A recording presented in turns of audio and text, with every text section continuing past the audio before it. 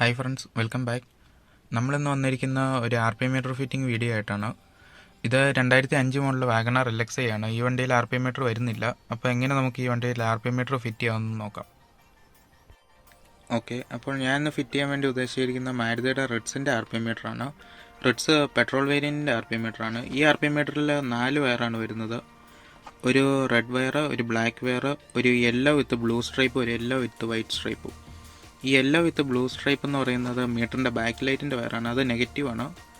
അതുപോലെ തന്നെ യെല്ലോ വിത്ത് white stripe എന്ന് പറയുന്നതാണ് നമ്മുടെ RPMൻ്റെ സിഗ്നൽ വയർ. ബാക്കി റെഡും ബ്ലാക്കും വയർ പോസിറ്റീവും നെഗറ്റീവും 12 വോൾട്ട്. അപ്പോൾ ഇതെങ്ങനെയാണ് നമ്മുടെ വണ്ടിയിൽ ഫിറ്റ് ചെയ്യുന്നതെന്ന് നോക്കാം. ഓക്കെ, നമുക്ക് RPM സിഗ്നൽ എടുക്കേണ്ട പവർ സ്റ്റിയറിങ്ങിൻ്റെ മോഡ്യൂളിൽ നിന്നാണ്. ഈ വണ്ടിക്ക് ഇലക്ട്രോണിക് പവർ സ്റ്റിയറിംഗ് വരുന്നത്. അപ്പോൾ അതിൻ്റെ പവർ സ്റ്റിയറിംഗ് മോഡ്യൂളിലേക്ക് RPMൻ്റെ ഒരു സിഗ്നൽ വയർ വരുന്നുണ്ട്, എഞ്ചിൻ RPMത്തിൻ്റെ. അതിൻ്റെ മോഡ്യൂളിലിരിക്കുന്ന ഈ ഒരു ഭാഗത്തായിട്ടാണ്. അതിനായിട്ട് നമുക്ക് ഈ പാനൽ വരണം. ഈ പാനൽ വരാനായിട്ട് ഇവിടെ ഒരു സ്ക്രൂവ്, അതുപോലെ തന്നെ ഇവിടെ 3 സ്ക്രൂവ്. അതെല്ലാം ഊരി കഴിഞ്ഞ് വെച്ച് ബാക്കിയെല്ലാം ലോക്കാണ് വരുന്നത്. അത് നമുക്ക് അഴിച്ചിട്ട് ബാക്കി എങ്ങനെയാണെന്ന് നോക്കാം. അപ്പോൾ ഇതാണ് നമ്മുടെ പവർ സ്റ്റിയറിങ്ങിൻ്റെ മോഡ്യൂൾ വരുന്നത്. ഇതിൻ്റെ അകത്ത് ഈ മുകളിലത്തെ ഈ കപ്ലറിലാണ് നമ്മുടെ RPMൻ്റെ വയറുള്ളത്. അതേതൊന്ന് നോക്കാം.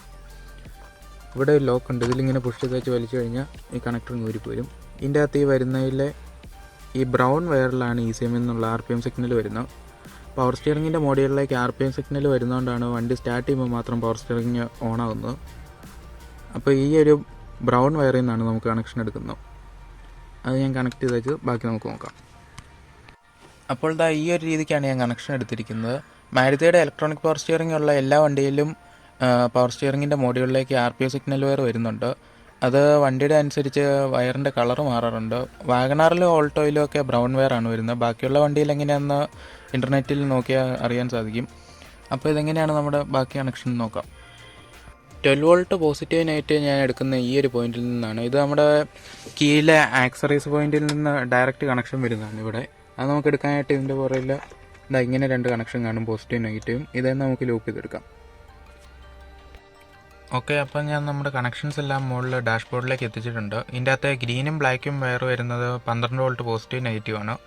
അത് ഞാൻ എടുത്തിട്ടുള്ള നമ്മുടെ കീയിലെ ആക്സറീസ് പോയിന്റിൽ നിന്നാണ്. അത് നമ്മുടെ കാറിലെ മൊബൈൽ ചാർജിങ് പോയിന്റിൻ്റെ പുറകിൽ നിന്നാണ് ഞാൻ ഇപ്പോൾ എടുത്തിട്ടുള്ളത്. അതുപോലെ തന്നെ ഈ ഒരു വയറാണ് നമ്മുടെ RPMൻ്റെ സിഗ്നൽ വയർ. നമ്മുടെ RPM മീറ്റർ ഞാൻ ഈ ഒരു പൊസിഷനിൽ വെക്കാനാണ് ഉദ്ദേശിക്കുന്നത്. അപ്പോൾ നമ്മുടെ RPM മീറ്ററിൻ്റെ യെല്ലോ വിത്ത് വൈറ്റ് സ്ട്രൈപ്പിലേക്ക് നമ്മുടെ RPMൻ്റെ സിഗ്നൽ വയറും, ഗ്രീനും ബ്ലാക്കും നമ്മുടെ റെഡും ബ്ലാക്കും വയറിലേക്കും, അതുപോലെ തന്നെ യെല്ലോ വിത്ത് ബ്ലൂ വയർ, അതായത് നമ്മുടെ മീറ്ററിൻ്റെ അകത്തെ ബാക്ക് ലൈറ്റിൻ്റെ വയർ, അത് നമ്മുടെ ബ്ലാക്ക് വയറുമായിട്ട് ജോയിൻറ്റ് ചെയ്ത് കൊടുക്കുകയാണ്. നമ്മുടെ ആക്സറീസ് ഓൺ ചെയ്യുമ്പോൾ തന്നെ മീറ്ററിൻ്റെ അകത്ത് ലൈറ്റും കൂടെ തെളിഞ്ഞിരിക്കും.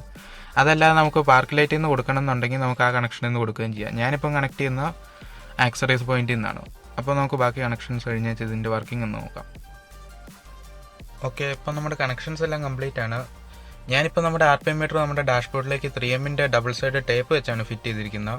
ശരിക്കും ഈ RPM മീറ്റർ റിഡ്സിൽ ഇത് ഡാഷ്ബോർഡിൽ ഹോൾ ഇട്ടാണ് ഫിറ്റ് ചെയ്യുന്നത്. അതിനായിട്ട് ഇത് RPM മീറ്ററിൻ്റെ അടിയിൽ ഇങ്ങനത്തെ 2 ഫിറ്റിങ്സ് വരുന്നുണ്ട്. ഇത് ഞാൻ കട്ട് ചെയ്ത് മാറ്റി വെച്ച് 3Mൻ്റെ ഡബിൾ സൈഡ് ടേപ്പ് വെച്ചാണ് ഫിറ്റ് ചെയ്തിരിക്കുന്നത്.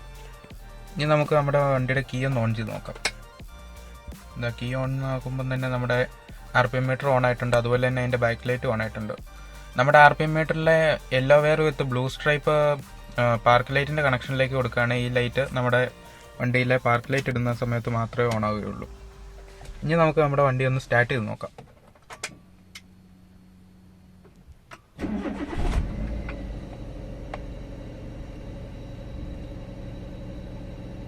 ഇതാ നിങ്ങൾക്ക് ഇപ്പോൾ RPM ഇവിടെ കാണാൻ സാധിക്കും. ഇനി നമുക്ക് വണ്ടി പതുക്കെ ഒന്ന് റേസ് ചെയ്ത് നോക്കാം.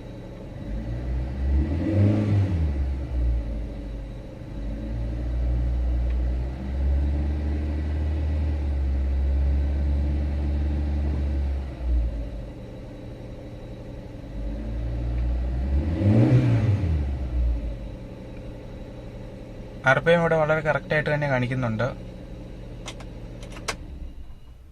ഇത് എഞ്ചിൻ ഓഫ് ചെയ്തപ്പോൾ 0യിലേക്ക് വന്നിട്ടുണ്ട്. അപ്പോൾ ഈ ഒരു രീതിയിലാണ് നമ്മുടെ RPM മീറ്റർ ഇല്ലാത്ത വണ്ടിയിൽ നമ്മൾ RPM മീറ്റർ ഫിറ്റ് ചെയ്യുന്നത്. അപ്പോൾ താങ്ക്സ് ഫോർ വാച്ചിങ്.